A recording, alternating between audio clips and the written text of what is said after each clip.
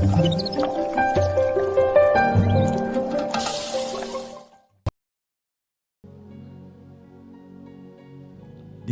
స్తోత్రం. ప్రభువు నామములు మీ అందరికి కూడా వందనాలు తెలియజేస్తూ ఈ ఉదయముని దేవుని యొక్క వాక్యాన్ని వింటున్న మీ అందరికి కూడా దేవుని యొక్క పరిశుద్ధమైన లేఖనం నుండి వాక్యాన్ని చదివి ధ్యానం చేద్దాం. సామెతల గ్రంథము 19వ అధ్యాయం 2వ వచనం. ఒకడు తెలివి లేకుండుట మంచిది కాదు, తొందరపడి నడుచువాడు దారి తప్పిపోను. ఒకని మూర్ఖత వాని ప్రవర్తనను తారుమారు చేయను. ఈరోజు దేవుడు మాట్లాడుతున్నటువంటి ప్రాముఖ్యమైన విషయం ఏంటంటే, ఒక మనిషి కనుక సరైన తెలివి లేకుండా నడిపించబడితే, మనిషి కనుక తొందరపడితే ఖచ్చితంగా దారి తప్పిపోతాడు. ఆ మనిషి యొక్క మూర్ఖత తన ప్రవర్తనని తారుమారు చేస్తుందని దేవుడు మాట్లాడుతున్నాడు. ఈ విధంగా ఉన్నటువంటి వారు నేటి సమాజంలో చాలామంది మనకు కనబడుతూ ఉంటారు. తొందరపడి తెలివి తక్కువగా ఆలోచించి తొందరపడి దారి తప్పిపోయేటువంటి వారు, అలా దారి తప్పిపోయి వారి మార్గాలే మార్చుకునేటువంటి వారు, మూర్ఖంగా వెళ్ళేటువంటి వారు, మూర్ఖంగా ప్రవర్తించేవారు. అలాగా ఉండేటువంటి ప్రతి ఒక్కరూ వారి ప్రవర్తనను తారుమారు చేసుకునేటువంటి వారు అవుతారంట. వారి ప్రవర్తన తారుమారు చేయబడుతుంది, వారి ప్రవర్తన అంతా తారుమారు అయిపోతుంది అని దేవుని వాక్యము సెలవిస్తాం. దేవుని వాక్యం మనతో మాట్లాడుతుంది. తారుమారు అవుతారు అంటే ఎందుకు? వారి ప్రవర్తన మారిపోద్ది.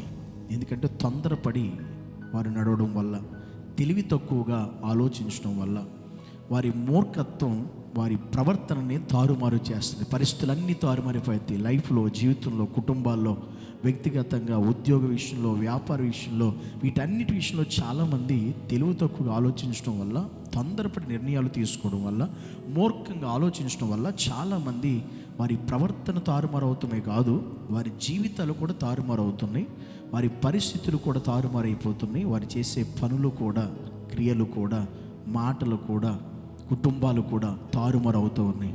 అందుకే ఈరోజు మాట్లాడుతున్నాడు దేవుడు. మనలో ఏముండకూడదంటే, తెలివి తక్కువగా ఎప్పుడు మనం ఆలోచించకూడదు.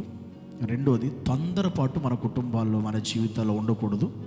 తొందరపడి అనేక మంది వారి జీవితాలు పోగొట్టుకున్నవారు పరిశుద్ధ గ్రంథంలో చాలామంది మనకి కనబడతారు. భక్తులు తొందరపడి వేరే మార్గాల్లోకి వెళ్ళిన వారు, తొందరపడి తప్పు నిర్ణయాలు తీసుకున్నటువంటి వారు, మూర్ఖంగా వెళ్ళి వారి జీవితాన్ని పాడు చేసుకున్నటువంటి వాళ్ళు ఈరోజు చాలామంది ఉన్నారు. ఈ రకంగా మనం ఉండకూడదని ఈరోజు దేవుడు మనతో మాట్లాడదు. మనలో కానీ, మన కుటుంబాల్లో కానీ ఎవరైనా ఇలాంటి తెలివి తక్కువ ఆలోచించేవారు ఉన్నా, తొందరపాటు కలిగి నిర్ణయాలు తీసుకునే వాళ్ళు ఉన్నా, మూర్ఖంగా పోయేవారు ఉన్నా, జాగ్రత్త. మీ పరిస్థితులు, మీ ప్రవర్తన తారుమారు చేయబడబోతుంది. అలా కాక మునుపే దేవుడే మనలను ముందుగుండి నడిపించాలనుకుంటే దేవుని జ్ఞానం కలిగి ఆలోచించాలి. తొందరపడకుండా కొంచెం ఓపిక కలిగి, ఓర్పు కలిగి, సహనం కలిగి, నిదానించి ఆలోచించి నిర్ణయం తీసుకోవాలి. మూర్ఖంగా వెళ్లకుండా దేవునికి విధేయత చూపించి మనం ముందుకు అడిగేయాలి. అప్పుడు మన పరిస్థితులు ఏమీ తారుమారు కావు, మన ఆలోచనలు ఏమీ తారుమారు కావు. దేవుని ఉద్దేశం, దేవుని చిత్తం మన పట్ల, కుటుంబాల పట్ల సంపూర్ణంగా నెరవేర్చబడుతుంది. అప్పుడు నువ్వు కంగారు పడే పని ఉండదు, నువ్వు కృంగిపోయే పరిస్థితి ఉండదు, నువ్వు కలవరపడే పరిస్థితులు ఉండవు.